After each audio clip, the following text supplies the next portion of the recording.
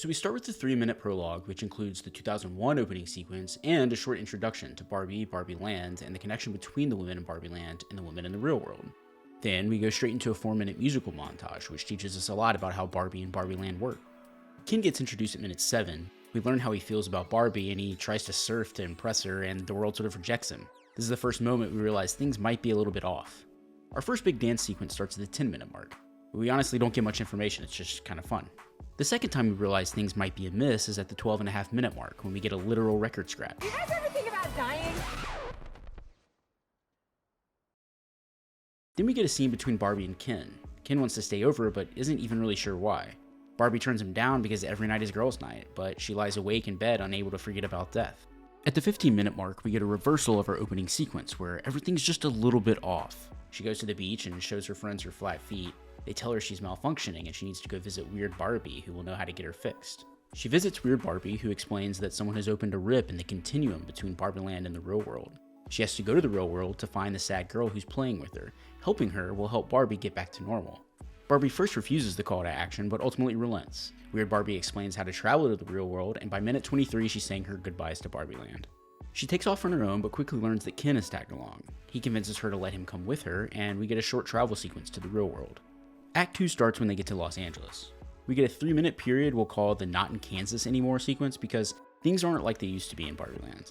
They're arrested twice in 1 minute because they don't understand the rules of the real world, and at the 30-minute mark they part ways to take a different approach. Ken goes to Century City and realizes that while Barbie Land is ruled by women, the real world is in fact ruled by men. Meanwhile, Barbie quiets her mind and is able to tap into the connection between herself and the sad girl she's been searching for. What she learns through these fragmented images changes the way she sees everyone in the park around her, and Barbie experiences her first moment of enlightenment. Most importantly to the story, she learns where to find this girl, and so when Ken returns, they head off to her school together. For the next 4 minutes, we take a break from the story of Barbie and Ken and we go to the offices of Mattel. We see them learn that Barbie has entered the real world, and they put together a plan to find and return her to Barbie Land. During the sequence, we also meet the CEO's executive assistant, Gloria, who likes to draw pictures of alt Barbies, like Irrepressible Thoughts of Death Barbie and Crippling Shame Barbie. She overhears their meeting and also learns that a Barbie is in the real world. At the 37-minute mark, we're back with Barbie and Ken when they reach the school. Barbie tries to approach the girl from her visions, but the interaction doesn't go well. Barbie leaves the conversation in tears, and we switch to Ken, who's on his own journey to discover more about this world that's ruled by men and horses. He tries to get jobs doing lots of different things, but doesn't have the requisite knowledge or experience to hold any of these positions. He makes the realization that his future lies in building a new patriarchy in Barbie Land, rather than trying to find a place in the real world. The Mattel executives show up and take Barbie away. We get a short scene where we learn that Gloria is the mother of the girl in Barbie's visions, and when Gloria learns that Barbie was here and is being taken away in the Mattel truck cars, she tries to chase after them. Back at Mattel HQ, Barbie gets cold feet about returning to Barbie Land when she realizes that Mattel is also run exclusively by men. She fakes going to the bathroom, and we begin an extended chase sequence as she attempts to flee Mattel HQ. The chase sequence is briefly suspended when she comes across a mysterious old woman named Ruth, who is warm and open. She offers Barbie tea, but her insecurities prevent her from enjoying it. Barbie confesses that the real world just isn't what she thought it was, and Ruth responds, "It never is. And isn't that marvelous?" That sentiment changes something within Barbie, and it gives her the motivation she needs to complete her escape. Outside, Gloria is waiting in a car with her daughter. She urges Barbie to get in, and we get a car chase sequence. Gloria explains that she's been sad about her daughter growing up. She came across the old Barbies they used to play with, but those made her sad too, so she started drawing those alt Barbies to work through those feelings. And they all collectively realize that it's she who accidentally tore a portal between the real world and Barbie Land, not her daughter. We get a reprise of the emotional visions Barbie had earlier, only pulled out slightly to reveal that the sadness that created the portals is Gloria's. They complete their escape and travel back to Barbie Land together. Only, when they return, things aren't like they used to be. The men seem to be the focus, and the president is now on the beach serving brewski beers to volleyball bros. When she returns home, she finds Ken has taken over her house and Barbie Land as a whole. He's taken the lessons he's learned from the real world and applied them to Barbie Land. Everything now exists only to expand and elevate the presence of men. And the changes are not just happening in Barbie Land. They've taken effect in the real world too, where Ken's Mojo Dojo Casa house is flying off the shelves. Mattel's CEO doesn't like this though, for a reason I don't fully understand, and he and his executive team set out to Barbie Land to help change things back to the way they were before. At the hour mark, Barbie Land has flipped upside down, and all of the Barbies seem to thoroughly enjoy serving the men. Ken explains that when he was in the real world, people respected him just for who he was. But in Barbie Land, he existed only in service of the Barbies. Now in Barbie Land, it's enough just to be a dude, and Barbie can't process how sudden this change has occurred. She has a bit of a tantrum over how Barbie Land used to be perfect, and she tells Gloria and Sasha to just go back to the real world before collapsing into a catatonic state. We get a quick fake commercial about Depression Barbie, and then Weird Barbie shows up and takes her back to her mountainous retreat. Gloria and Sasha begin their journey back to the real world, but are derailed by Alan, who wants to escape with them. A group of construction kins try to stop them, but Alan takes them on while Sasha convinces her mother to return to Barbie Land to help fix things.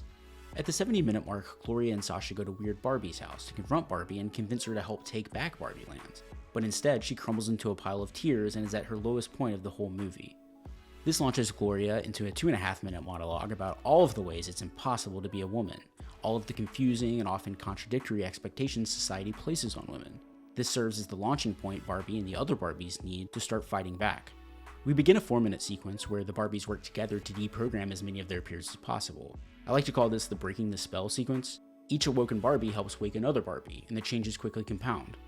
We get a very short moment between Barbie and Gloria where Barbie expresses doubt about whether or not their plan will work and guilt over potentially hurting Ken. Gloria reminds her that Ken has stolen her house, brainwashed her friends, and now wants to take over the government. That takes us into the next 4-minute sequence where Barbie pretends to want Ken back and to be subservient to him like the other Barbies. He agrees, and we get a very funny sequence where he and the other Kens play guitar at the Barbies. While they're focused on nailing the chorus to push, the Barbies seed conflict within the Kens and cause them to fight each other.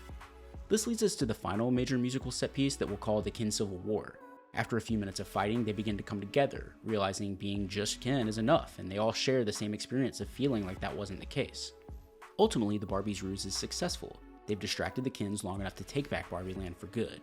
Act 3 begins as the Kens return to Barbie's dream house to find the Barbies celebrating. Ken bursts into tears and he and Barbie have a heart-to-heart. He says he doesn't know who he is without her. He's just another blonde guy who can't do flips. Barbie suggests it's time to find out who the real Ken is without Barbie. He warms to the idea and everything is good by the 95-minute mark. Then the Mattel group shows up, seemingly having also been changed, but also wanting everything to go back to the way it was. The Barbies quickly reject that. The president makes Weird Barbie part of her cabinet and allows the Kens to have a small amount of participation in the court system of Barbie Land. Gloria pitches Ordinary Barbie to her boss, and when he's told it'll make a lot of money, that's all he needs to hear. Then the spotlight turns back to Barbie herself. She's asked what she wants, and she's not really sure where she belongs anymore. Ruth shows back up to reveal herself as Ruth Handler, the creator of Barbie. Barbie says she doesn't really feel like Barbie anymore, and Ruth agrees to take her away. Everyone waves her goodbye, and she leaves Barbie Land for good. They go to a liminal space where they discuss her identity and her future. Ruth reminds her that humans are often deeply uncomfortable and always die. Barbie decides that she wants to be a part of the people that make things, not the thing that's being made. She wants to imagine, not just be the idea. Ruth helps her begin the process of transitioning to human form. We get an emotional montage of women of all ages experiencing life in all its glory, and she makes the final decision to become a human. Finally, we get a minute-long epilogue where Gloria's family drops Barbie off somewhere. We learn that she's there for her gynecologist appointment, which signals to her and the audience that her transformation is finally complete.